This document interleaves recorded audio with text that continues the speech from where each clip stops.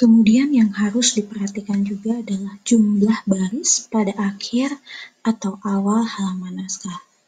Jadi alinea harus minimal memiliki 2 baris. Artinya ketika teman-teman sudah selesai membuat alinea di halaman pertama, kemudian tersisa 1 baris saja yang harus pindah ke halaman selanjutnya, maka itu tidak diperbolehkan. Karena akan terlihat kurang estetik. Sehingga dalam format naskah pada halaman harus memiliki minimal 2 baris.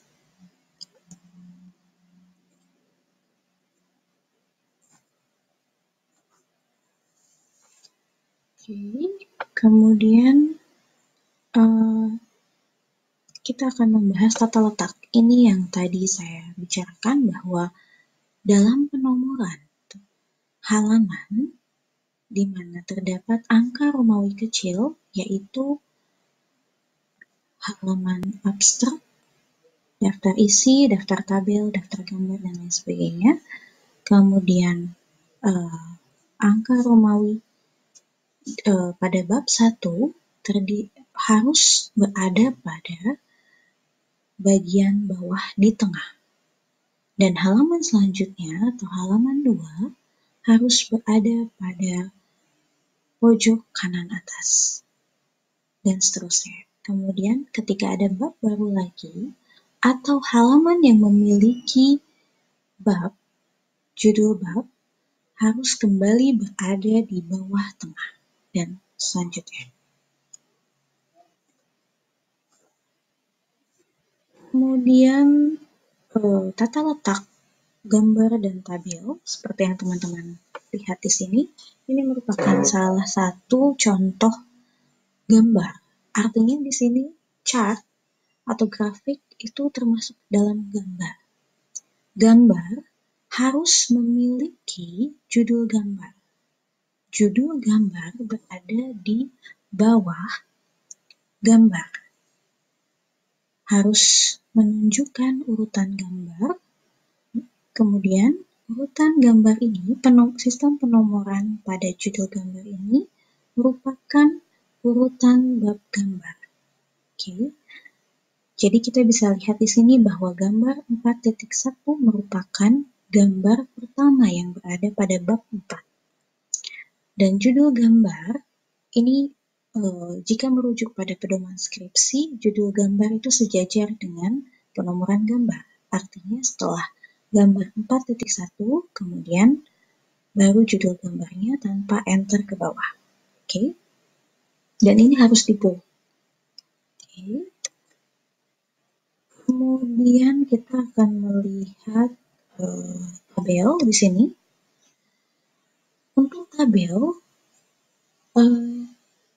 judul tabel berada di atas tabel itu sendiri. Untuk penomorannya sama seperti gambar, artinya menunjukkan urutan tabel berdasarkan urutan bab tabel di mana tabel tersebut diletakkan. Oke. Dan judul tabel juga berdasarkan pedoman skripsi sejajar dengan penomoran tabel. Kemudian di sini huruf dan jenis huruf pada tabel harus sesuai dengan jenis huruf yang berada pada paragraf. Artinya menggunakan Times New Roman.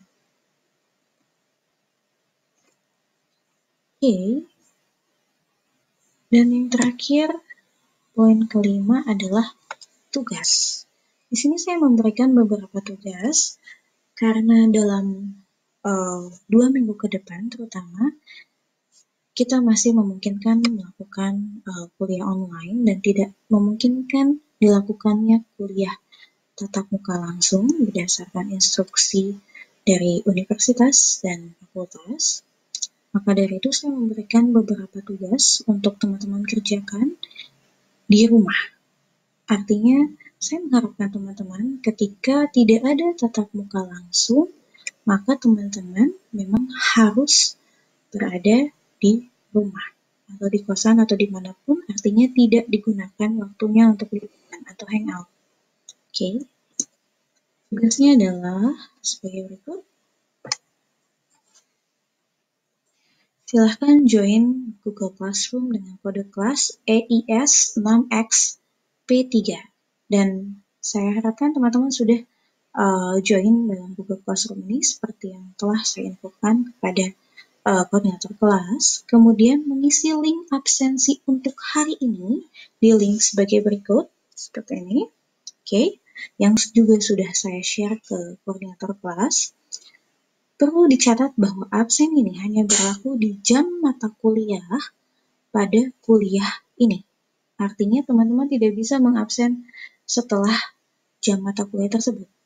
Dan jika teman-teman mengisi absensi pada link tersebut tetapi tidak mengerjakan tugasnya, maka dianggap tidak hadir. Oke. Kemudian membuat tugas, ini tugas yang saya tugaskan untuk minggu depan. Membuat tugas berupa video presentasi mengenai sistematika penulisan skripsi per kelompok. Artinya, apa yang dimaksud dengan video presentasi? Teman-teman harus menggunakan jenis audio dan visual, artinya teman-teman membuat video, di mana video tersebut harus mencakup presentasi, apa yang ingin teman-teman presentasikan, bisa berupa PowerPoint, atau Prezi, atau lain sebagainya, dan juga memunculkan gambar setiap anggota kelompok. Oke, artinya tidak hanya membuat sebuah PowerPoint berupa video animasi PowerPoint, tetapi juga harus ada orangnya. Oke, silahkan digabungkan, dikombine, apapun itu, silahkan membuat sekreatif mungkin. Sekarang sudah banyak aplikasi instan yang bisa membuat hal tersebut. Oke, jadi silahkan cari mengenai sistematika penulisan skripsi, tapi harus berdasarkan bahan dari yang fakultas kita keluarkan. Artinya, teman-teman sudah dapat instruksi untuk mendownload pedoman skripsi di laman web fakultas kita. Oke. Setelah teman-teman mendownload, silahkan dibaca. Kemudian materi itulah yang akan dijadikan bahan presentasi untuk membuat video presentasi sistematika penulisan skripsi. Saya harapkan presentasinya mudah dimengerti. Oke, jadi tidak terlalu bertele-tele dan tidak membosankan atau mengantuk. Oke. Satu video presentasi dikerjakan oleh satu kelompok yang terdiri dari 5 orang berdasarkan urutan absen. Artinya, kelompok, sebagai contoh, kelompok 1 yaitu absen nomor urutan 1 sampai dengan urutan nomor 5 di kelas adik-adik. Oke. Kemudian, file ini harus di-upload masing-masing di kolom tugas yang tertera di Google Classroom. Untuk menghemat memori, karena mungkin terlalu besar, jika terlalu besar untuk di-upload videonya, teman-teman bisa menggunakan fasilitas link. Artinya teman-teman bisa mengupload video teman-teman pada channel YouTube, misalkan, kemudian linknya, atau mungkin Prezi, kemudian linknya silahkan kopikan ke kolom tugas di Google Classroom paling lambat hari Minggu 22 Maret 2020 jam 23.59. Oke, waktu Indonesia bagian Barat. Artinya, meskipun yang bekerja adalah satu kelompok, tapi masing-masing anggota dari kelompok tersebut harus mengunggah sendiri, mengunggah masing-masing boleh di link YouTube yang sama. Artinya, misalkan dalam satu kelompok membuat satu video presentasi, kemudian hanya diunggah ke YouTube oleh akun B, kemudian link ini di-share ke anggota teman yang lain, dan semua temannya, anggota kelompok ini, harus mencantumkan link tersebut di masing-masing akun di Google Classroom. Oke, paham ya? Jadi boleh uploadnya satu kali di channel YouTube atau channel apapun itu, linknya satu, tapi di submitnya di masing-masing anggota kelompok di Google Classroom. Oke. saya beritahukan bahwa aplikasi pembuatan video presentasi sudah banyak yang instan dan teman-teman bisa akses itu seperti ada Powtoon, Video, Movie Maker, mungkin Movie Maker sedikit takes time, atau Movely dan lain-lain. Oke, jadi sudah paham ya? Saya beri waktu sekitar 6 hari untuk mengerjakan video presentasi ini. Tidak perlu panjang-panjang. Oke, jadi silahkan buat seringkas mungkin durasinya 1 atau 2 menit saja. Oke, jadi mungkin dalam video presi saya ini saya menjelaskan sesuatu sehingga itu panjang. Tapi tugas teman-teman hanya membuat sebuah seperti infografis, video infografis yang hanya 1 atau 2 menit saja, tidak lebih dari 2 menit.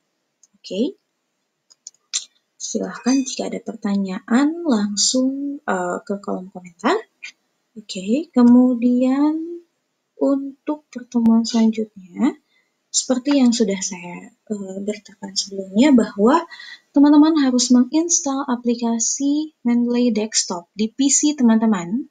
Oke, karena nanti selanjutnya saya akan memberikan arahan bagaimana sih tips-tips yang baik untuk membuat sebuah daftar pustaka dan mensitasi sumber dari jurnal atau dari paper untuk masuk ke dalam karya ilmiah kita, atau dalam hal ini mungkin proposal usulan riset atau skripsi. Karena Mendeley ini sangat mudah digunakan dan ini membantu teman-teman. Sehingga teman-teman tidak perlu lagi membuat atau mengetik satu persatu daftar pustaka, dan ketika ada perubahan di daftar pustaka atau mungkin di format, maka Mendeley ini akan secara otomatis mengubahnya. Oke. Dan dari sini juga kita tahu melalui Mendeley ini bahwa sumber yang teman-teman citasi betul-betul ada, bukan hasil copy paste dari sumber lain. Sebagai contoh, dalam A ada tulisan B tahun 90. Kemudian A menerbitkan tahun 2010. Kemudian teman-teman ingin menyadur B melalui A. Artinya mungkin teman-teman akan menuliskan B tahun 99 dalam A 2010. Tetapi mengcopy paste apa yang tertulis di A. Padahal itu adalah merupakan parafrasenya A atas B. Sebaik mungkin silahkan cari B meskipun tahun 1990. Artinya sebisa mungkin cari sumber utamanya, bukan dalam. Oke? Kemudian yang kedua adalah mengumpulkan sebanyak mungkin jurnal-jurnal ilmiah untuk bahan skripsi. Jadi nanti jurnal-jurnal tersebut dalam bentuk PDF diharapkan akan kita sortir dan kita import ke dalam Mendeley sehingga memudahkan teman-teman dalam penulisan. Oke, terutama di tinjauan pustaka, pendahuluan juga, dan kerangka pemikiran, dan nanti untuk lebih memudahkan menulis di hasil dan pembahasan. Oke.